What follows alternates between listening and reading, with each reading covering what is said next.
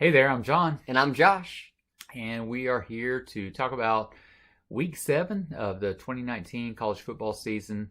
And we're going to start off with the upsets of the week. There was a pretty major one, and it sort of throws a wrench in it for the SEC.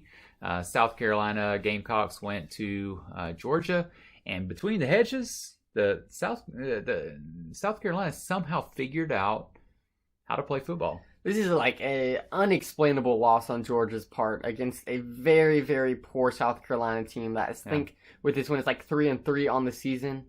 It's just overall super embarrassing. That being said, I mean, it doesn't necessarily put Georgia. I think they're still ranked in the top 10 even after this loss. They might actually be 10th exactly. Yeah. So they're still not out of the playoff picture or anything like that. That just so many concerns in my mind now. Glasses or Blankenship, their kicker, missed I think almost 2 field goals in that game. One was blocked. One was tipped. And then he missed the one in overtime. Double overtime. Yeah. It was just wow. So South Carolina pulled that one off 2017, and it's pretty major. It's pretty bad for the SEC East. Right now. Gosh, okay. A lot of things happen. Yeah, there's a lot to talk about on that. It's a mess. It's a mess. Besides that, let's see, other upsets. Memphis lost to Temple, and Wake Forest lost to Louisville. Yep. So those are 2 undefeateds no longer in like the top 25. That's right. They're out. That's right. You still got a couple like small teams still making way through. I know like SMU still undefeated. Appalachian State still undefeated. Yeah. A couple small teams, under the radar, just kind of trying to keep it clean, but besides that, I can't think of any other upsets or anything. Yeah, the Red River showdown or rivalry, the Triple R. Yeah, that one was actually a really good game. It was, and we thought it would be, and it's always a good game, pretty much. Yeah. It was played well. Obviously Hurts had a great game again. He really did. He had 235 yards, 3 touchdowns, and most of that went to Lamb. Absolutely. He was the star receiver. I think he got all 3 of those touchdowns. And Hurts also got a running touchdown. So I think this Oklahoma team is a little more scary than some past ones. Offensively, they're pretty much the same in my mind. Hurts is amazing, but he's just filling in holes of Mayfield and Murray, who are also just phenomenal quarterbacks. Yeah.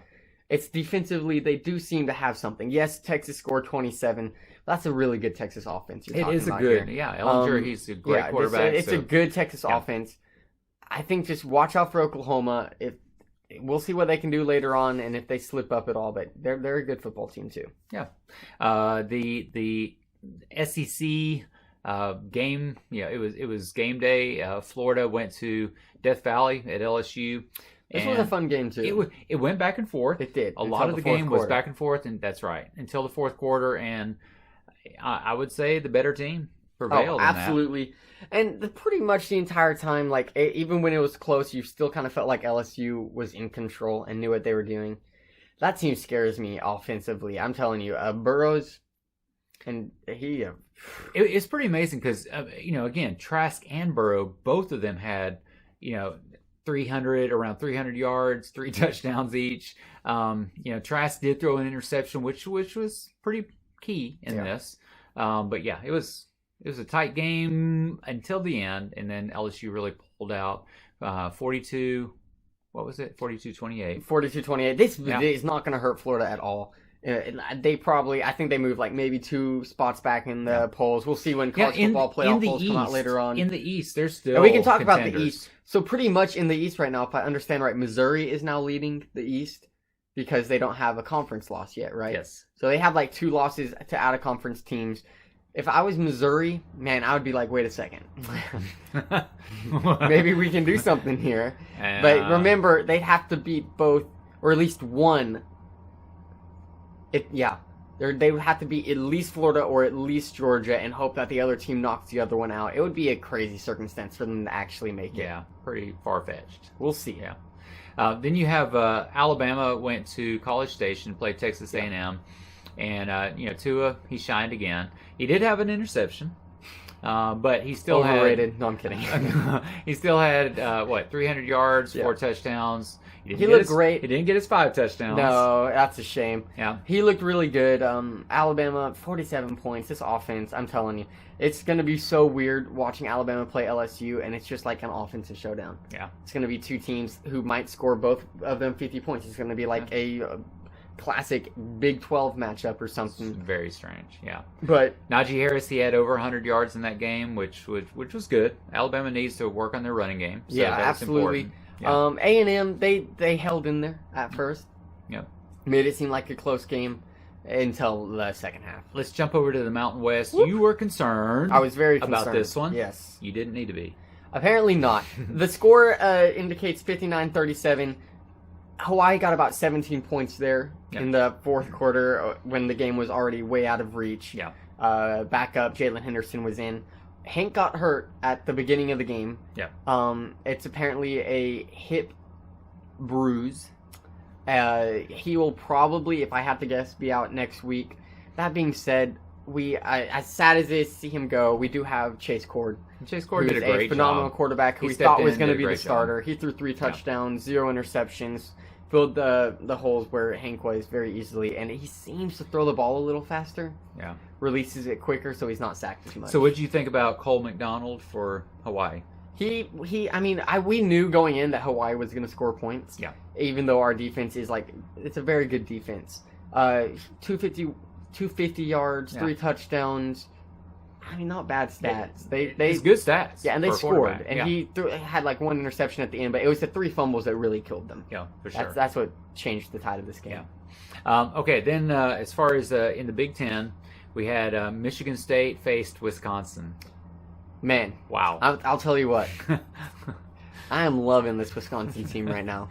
I really, really am. It really makes you itch to see Wisconsin facing Ohio State. Yeah, Ohio State had a bye week this week, so you know. Yeah. So that for Wisconsin, this is their 4th shutout of the season, which that's huge. That's huge. That means, to put that in perspective, just 1 shutout in a season means that you had a perfect game defensively. Yeah. That means there was never a moment where you had missed coverage or missed blocks or anything like that. That means there wasn't even a moment where they got in field goal range to get a field goal. Yeah. If you think about that, 4 of those out of 6 games. Yeah. That's just, and you would think, okay, if it was against, a bunch of non-Power 5 teams. And it's 2 of them are, I know, but 2 Michigan State should score. That's right. Michigan they really should. But they did. Against Ohio State, they scored. That's right. So that just shows, it's interesting. It's very interesting. And it wasn't like Wisconsin put up great numbers or anything. Cohen, their quarterback. I mean, it was. You don't need to when your defense is as good as that. But 38 points is a lot by the end of the game. It is. But which can they really didn't get that many yards. Yeah. So it must have been great field position. I think the big thing is that their defense held Michigan State to less than 150 yards in the entire game. Total. Yeah. Entire game, 150 yards. Yeah. Whew, that is rough. That is rough. Yes. Yeah. So then, as far as Pac-12, we had USC. It's sort of Pac-12, isn't it? Whatever. Facing Notre Dame in South Bend, and Notre Dame pulled this off. It was close. By a field goal. I figured it would probably be close. Notre Dame ground attack was phenomenal. Yes, they ran all over USC. They did, and then USC's quarterback kept yards. them in it. He had 250 yards ish and 2 touchdowns, 27-30. But it was a late score by USC at the end, and they had to try to get an onside kick. This is true. So, I know that's 10 points is still close, but when someone has to score and then go for an onside kick.